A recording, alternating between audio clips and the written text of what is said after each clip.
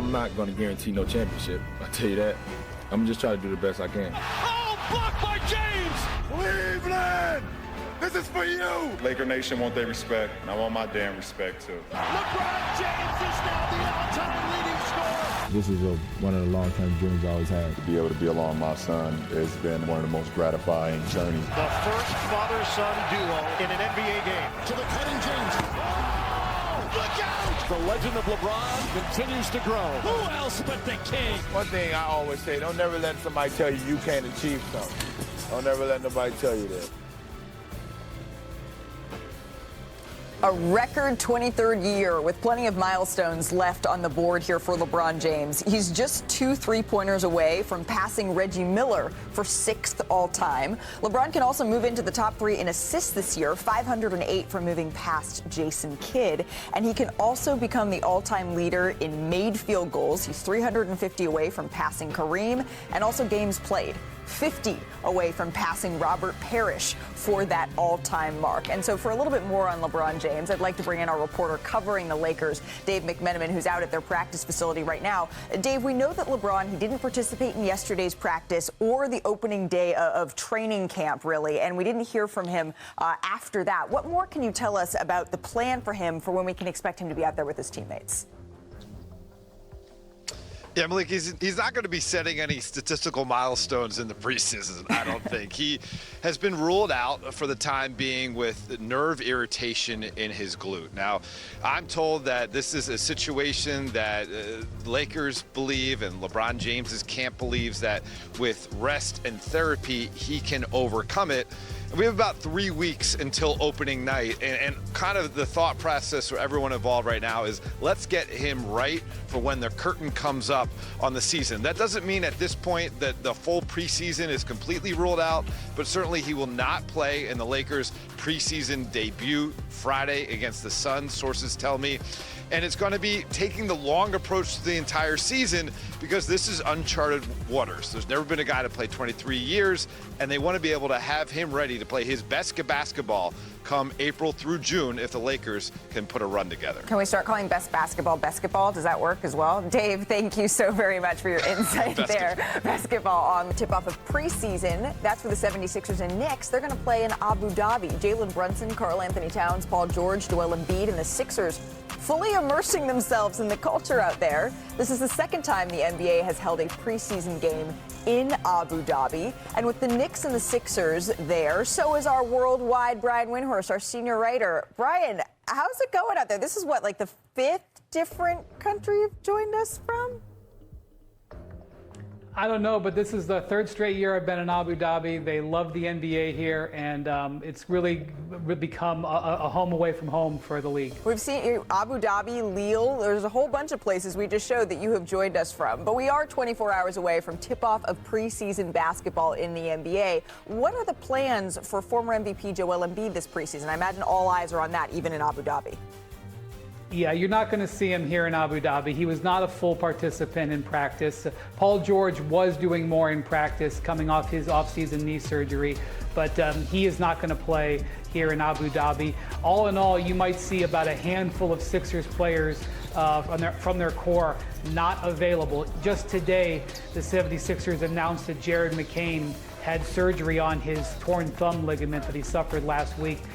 Something seems like there's a day that goes by where they don't have bad news. But the good news is DJ Edgecombe, their high draft pick from last summer, and Tyrese Maxey are out on the court, are working on their chemistry.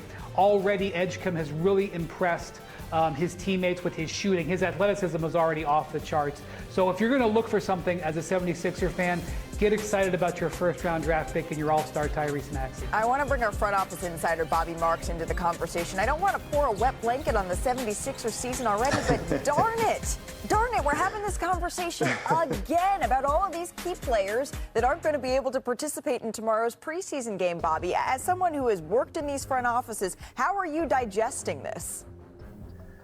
Oh, you want to feel good for the Sixers, but as we say in the offseason, it's supposed to be the honeymoon period. Everyone's supposed to love their roster, but it feels like we're in a reverse time machine back to last year with the Joel Embiid uncertain timeline. Certainly Paul George, Brian mentioned Jared McCain is going to be out at least 4 to 6 weeks. However, VJ Edgecombe, I guess VJ we trust moving forward, and you do still have Tyrese Maxey, but Malika, there is so much uncertainty as far as where this Sixers roster is going to go in a wide open Eastern Conference, and as we said last year, a lot of it's going to be reliant on the health of Joel Embiid and Paul George. That is going to be the story of the 76ers here for the foreseeable future, with both of those guys locked into these long-term deals. But since we're talking about a wide-open Eastern Conference, let's get to the other side of this matchup, because we know the New York Knicks, they're hoping to capitalize on that, right? They started training camp. They also had some time to ride some camels, by the way. That's OG Anunoby and Patrick Ewing out in the desert, getting a little camel ride there. Some bonding time in Abu Dhabi. I had the chance to ride camels in Morocco. I'm a horseback riding girl, but I didn't do that. I didn't buy, I don't. You know, that was it? All right. Well, I am enjoying seeing Patrick Ewing do it. Let's talk about the Knicks starters minutes, right? They played 940 minutes together in the regular season last year. By far, the most in the NBA. In fact, the Timberwolves' primary starters were the only other unit with over 500 minutes. So, Monica, I'm not going to ask you about riding camels, but you do call the Knicks games. You're on the broadcast during the season. Your biggest question for New York, knowing their lofty goals for this year, is what? Yeah, I just want to see what a Mike Brown system looks like, honestly, right? You just mentioned the minutes. I mean, that was certainly something that was signature to this team last season. Mike Brown historically has played faster. I know that has been discussed a lot. I think there's going to be more depth consistently in terms of guys getting an opportunity to get into the rotation. And then, Malika, for me, it's not just last season, but you go back to the season prior to that. This team's defensive identity is one that I'm looking forward to seeing how it evolves, because even if you go back the last 2 seasons, there's quite the juxtaposition in those 2 seasons as well, but they still were able to have a tremendous amount of success. Yeah, that's a good point. You might say Mike Brown, a huge off-season addition when you're looking at a New York Knicks team that largely brought back that same roster. I'm curious about Mike Brown saying that the 5th starter hasn't been decided yet. That's something that I'm going to be watching in the preseason. Brian, what are you hearing from the Knicks side of things out in Abu Dhabi? First off, let me tell you how much the Knicks enjoyed their desert experience last night. They were all talking about it. They all, that is something that they don't normally start the season off of. They really enjoyed it. I will say that we got to watch some of practice here in Abu Dhabi today, and Mike Brown is really focusing on the offense, like Monica and you guys mentioned. Showing them extra film before the practice started, going over their offensive systems. They really want to have a more dynamic offense this year that doesn't rely as much on Jalen Brunson. That is not anything against Brunson. They're just wanting to play for a long season. And look, part of the reason he got this job was that he told the Knicks front office he was going to play his bench more. He said, get me more bench depth. I will play that bench. That is what they intend to do. Gerson Yabusele was here today, one of their big offseason pickups. He's playing against his former team in the 76ers. Jordan Clarkson out on the court today at practice. Another guy they want to play, Malcolm Brogdon, a guy expected to be part of the rotation, also playing out here. So they are healthy, and they are going to use that depth from day one starting tomorrow. Malika, for me, it's Mitchell Robinson. I think what we can get from Mitchell Robinson last year, certainly we saw it in that Boston and Indiana series. Remember a year ago, we were wondering when Mitchell Robinson was going to come back from that injury, and he didn't come back until the end of February. And when you're looking at the potential 5th starter, is it Josh Hart or Mitchell Robinson?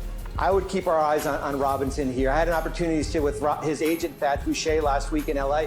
He told me he's in the best shape of his career right now. His weight is down.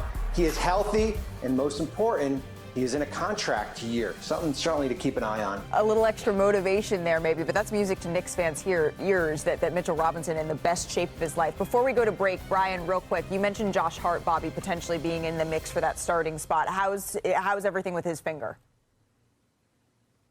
He is going to fight through that finger injury. They're going to use a splint starting in this game tomorrow. Okay. But more than the finger, like Bobby said, I think Josh Hart wants to start. He verbalized that at Media Day a couple of days ago. He wants to make a case for that. That case begins with Mike Brown's new system starting tomorrow night against the Sixers. And look, they know that Josh Hart is going to play hard no matter when he's out there.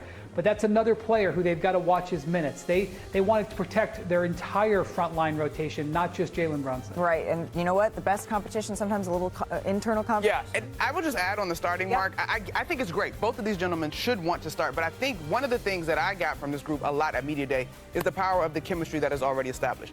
So however the starter plays out, it might not be the starter for the entire season. Right. It could change. I think the needs of this team under this system will dictate. But both of those guys are coming in with great attitudes going into the season. That's a great point. Sort of the situational lineups necessarily based on. Jimmy coming on this team, it changed the life of this team. Y'all know who he is. Jimmy buckets. He's a superstar. The franchise changing. Winning's always good. Winning makes chemistry look even better. Butler back to Curry. He'll fire again. He got another one.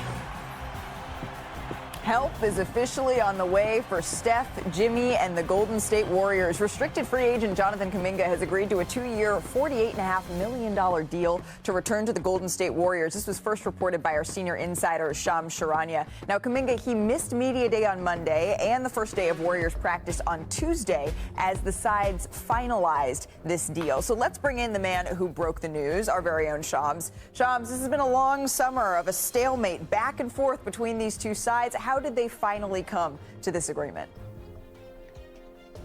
Look, the Warriors moved up a few millions of dollars, at least in the last few weeks of these negotiations. But the bottom line was that Jonathan Kuminga did not want to go through with the qualifying offer, and the Warriors didn't want him to go through with it either. And Jonathan Kuminga pushed for a player option throughout the summer. These sides were at a stalemate.